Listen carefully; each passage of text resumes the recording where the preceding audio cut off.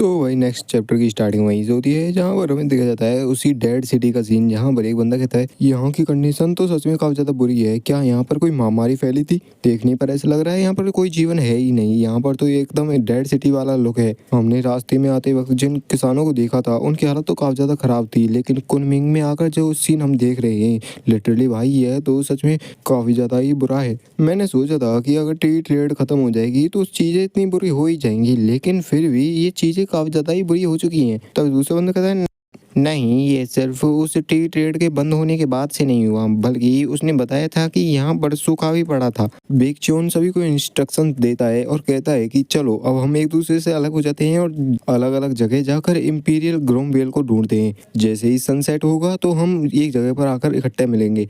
और हाँ इसियोल, मैं चाहता हूँ कि तुम चुन मियोंग के ही साथ रहना और ये पक्के तौर पर निश्चित करना कि ये कोई दिक्कत खड़ी ना कर दे हमारे रास्ते में। क्या तुम क्या कह रहे हो बास्टर्ड? मैं कौन सी दिक्कतें खड़ी करता हूँ? अगले सीन में हम देखते हैं हमारे चुन मियोंग को, जो कि कुनमिंग की बुरी हालत को ऊपर से देख रहा होता है। इस टाइम पर वह और इसियोल दोनों ही एक बड़े से होटल में होते हैं। चुन मियोंग अपने मन में सोचता है कुनमिंग को यूनान का दिल कहा जाता है, यानी कि अगर इस जगह की इतनी बुरी हालत है तो बाकी जगहों की कितनी बुरी हालत होगी। इसियोल बेचारे सिर्फ दो शब्द कहती है, इंपीरियल ग्रोम वेल।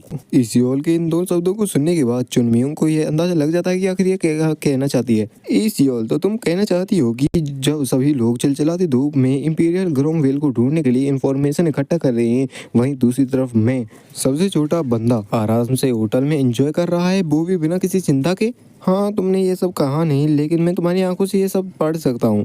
फ्यू, लगता है मुझे कुछ ना कुछ तो करना ही पड़ेगा। तो चलो अब हर जगह हम जाकर छानबीन करेंगे, खोजबीन करेंगे हर जगह जाकर। लेकिन उसके छानबीन और खोजबीन करने के तरीके को देखकर तो इसी और भी चौंक जाती है, क्योंकि वे छानबीन करने के लिए होटल के सभी औजारों को, सामानों को उधर उधर फेंक रहा होता है और काफी पागलों की तरह का हरकत कर रहा होता है। अरे चुनमियों, तुम्हें रुक जाना चाहिए। नहीं तुम रहने ही दो, तुम चाय ही पी लो। हे ओनर, तुम मेरे लिए कुछ खाने के लिए और थोड़ी चाय और ला सकते हो क्या? ठीक है मैडम, मैं जल्दी ही लाता हूँ आपके लिए सामान।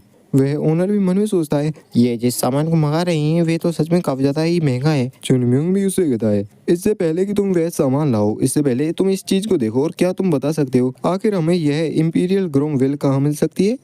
क्या इंपीरियल ग्रोम वेल? मैं यहाँ पर मिलने वाली हर तरह की चाय को जानता हूँ जो यहाँ पर उगाई जाती है और ट्रेड की जाती है, लेकिन मैंने इस पौधे के बारे में तो कभी सुना ही नहीं। तो फिर क्या यहाँ पर कोई ऐसा बंदा है जिसे मेडिसिन के बारे में ज्यादा नॉलेज हो? क्या तुम कह रहे हो मेडिसिनल हर्ब्स के बारे में जानने वाला? जिन लोगों को मैं जानता हूँ उनमें से तो सिर्फ एक ही बंदा है ऐसा। अगर तुम चाहो तो मैं उसे यहाँ पर बुला सकता हूँ। Oh really? क्या तुम सच में ऐसा कर सकते हो? हाँ ऑफ कोर्स। हाँ ठीक है, मैं उसे जल्दी ही यहाँ पर बुला लूँगा। तो मुझे लगता है कि चाय और थोड़े बहुत नाश्ते से आपका तो काम नहीं चलने वाला, इतने देर लग जाएगी तो इसमें। तो क्या तुम कुछ और डिशेस भी मेरे लिए ला सकते हो? जहाँ पर उसने निकाल दिया होता है एक गोल्ड कॉइन। उस गोल्ड कॉइन को देखने के बाद तो उस होटल ओनर के मुंह से भी लार टपकने लगती है और वह कहता है ऑफ कोर्स हम कर सकते हैं, हम आपके लिए सब कुछ लाएंगे, चाय नाश्ता या कोई हर्ब्स को जानने वाला बंदा। इसियोल भी पूछते हैं क्या सच में तुम्हारा शुरुआत से ही ऐसा इंटेंशन था?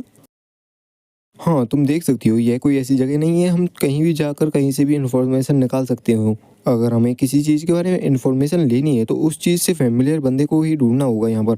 और वैसे भी ज़्यादा इंफॉर्मेशन को निकालने का सबसे अच्छा तरीका अभी भी रुपये ही हैं। पैसा फेंको तमाशा देखो। वह भी मन में सोचती है ओह ये तो सच में काफ़ी ज़्यादा स्मार्ट है, उन दूसरे लोगों से अलग।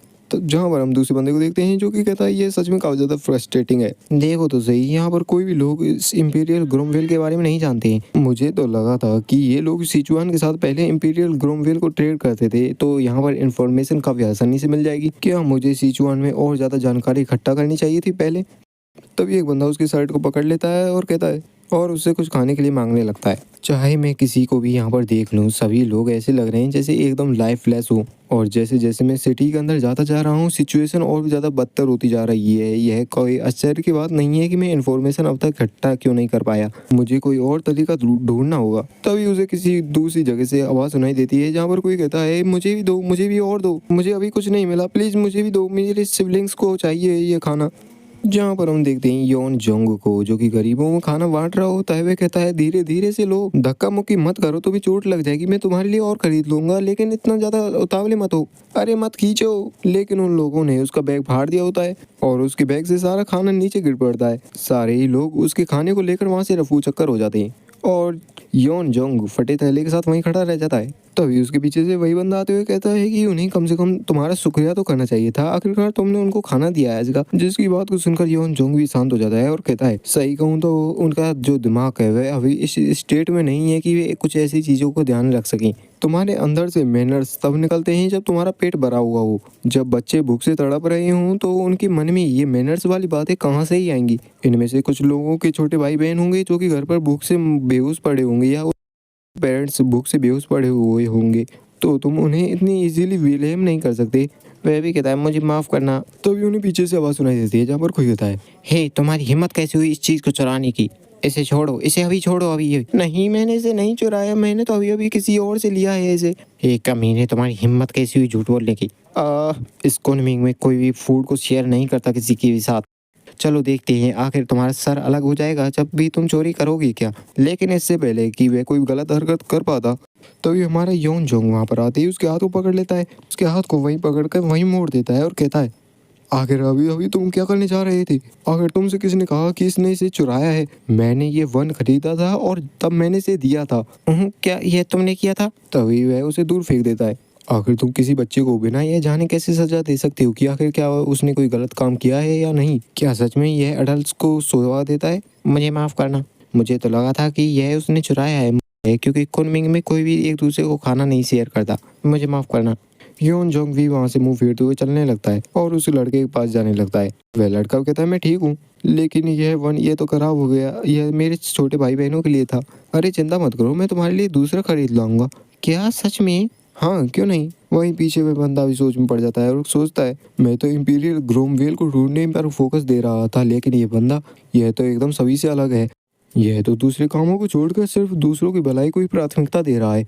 तो इसे ही कहते हैं रियल का ताओइस्ट। क्या मुझे इससे कुछ सीखना चाहिए। तो वह कहता है जोगुल भी कहता है हाँ मुझे रुपए दो। क्या। मैंने अपने सारे रुपए खर्च कर दिया और मेरी जेब भी एकदम खाली है। तो जोगुल भी परेशान हो जाता है। वह भी कहता है अगर हम ऐसे ही खर्च करते रहेंगे तो हमारे पास कुछ नहीं रह जाएगा।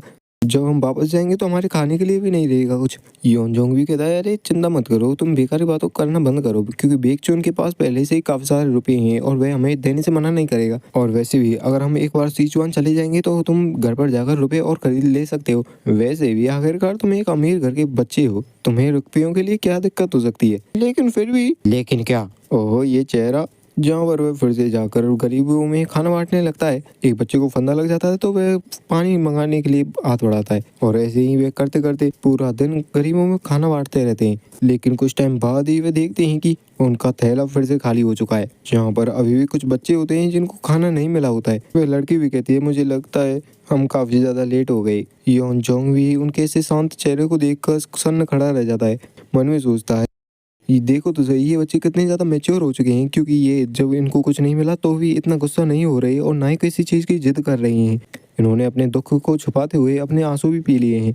उन बेचारे बच्चों को देखने के बाद तो उसके भी दांत कस जाते हैं और कहता है जाकर और खाना लाओ। क्या। मैंने वो सब कुछ दे दिया जो मेरे पास था, इमरजेंसी बजट भी तुमको दे दिया है, अब मैं कहाँ से लेकर आऊँ। क्या सच में तुम्हारे पास कुछ नहीं रहा। हाँ तुमने पहले ही मेरे ऊपर से सारी चीजें ले ली हैं। मैंने कपड़ों में छुपाकर जो इमरजेंसी के लिए रुपए रखे थे वो भी तुमने ले लिए हैं। मेरे पास सच में इस टाइम पर कुछ नहीं है। वे बच्चे भी मासूमियत से कहते हैं कि रहने दो, हमें इतनी भूख नहीं लगी है, आपकी चिंता के लिए शुक्रिया। उन बच्चों को इस तरह देखकर तो उसका भी दिल पसीज जाता है और अपनी तलवार को निकालता है और सीधा कहता है जाओ इसे ले जाओ और इसे बेचकर इनके लिए खाना लाओ। क्या। तुम क्या कह रहे हो। लेकिन जब वह जॉन योंग की तरफ देखता है तो उसे दिखाई देता है उसके चेहरे में एक खतरनाक सा डिटर्मिनेशन। और इसी के साथ ये चैप्टर यहीं एंड होता है। तो वीडियो को लाइक चैनल सब्सक्राइब कर देना for next chapter. Thanks for watching.